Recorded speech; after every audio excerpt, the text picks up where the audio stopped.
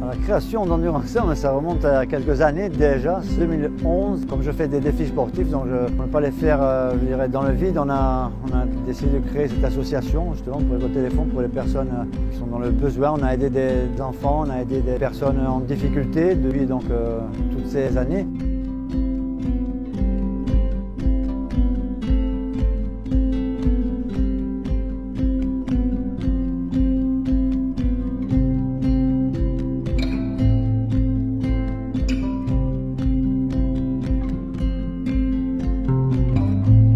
Il y a toujours ce relais rose donc, de 15 filles qui vont partir à 6 h du matin de Patrimoine pour rejoindre Bastia.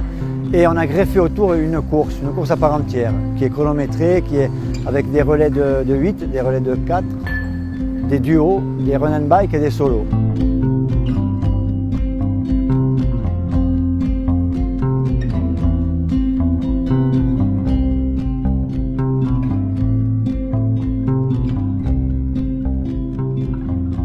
On est heureux de faire, on est heureux de donner et on sera encore plus heureux quand on saura vraiment le nombre de trousses qu'on a pu faire cette année.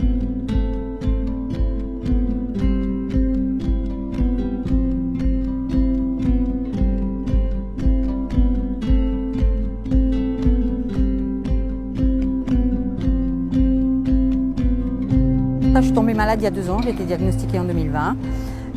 Donc j'ai subi tout le parcours avec chimiothérapie, mastectomie et radiothérapie. Et on était en plein Covid, donc on n'était pas accompagnés, on était seuls. Et donc on discutait entre nous, on s'échangeait voilà, des recettes, nos soucis, ce qu'on traversait, ce qu'il nous fallait comme produit.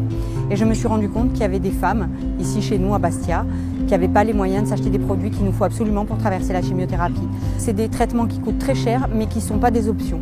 Parce que la chimiothérapie, elle nous sauve, mais par contre, c'est une cochonnerie dans le sens où voilà, on perd ses cheveux, ça c'est un effet indésirable qui est connu, mais on perd nos sourcils, on perd nos cils, on peut avoir les ongles qui se décollent, c'est vraiment une cochonnerie. Et de là, l'idée est venue de faire ce parcours pour récolter des sous, pour faire des trousses et avoir une action concrète sur place.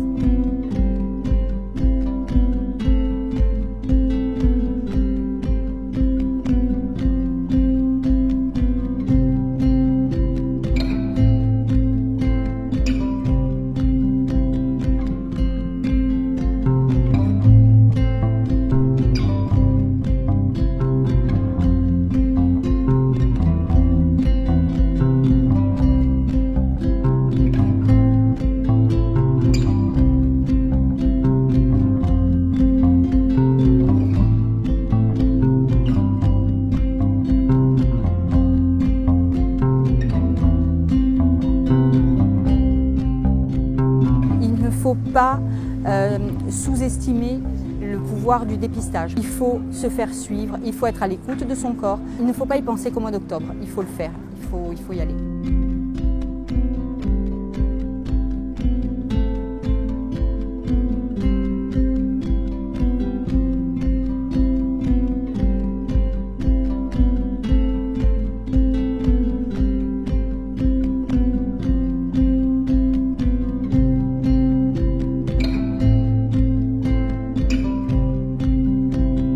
Important, on sensibilise vraiment au dépistage. Écoutez-vous, palpez-vous, allez chez le gynéco, faites-vous dépister et faites du sport. Ça aide toujours.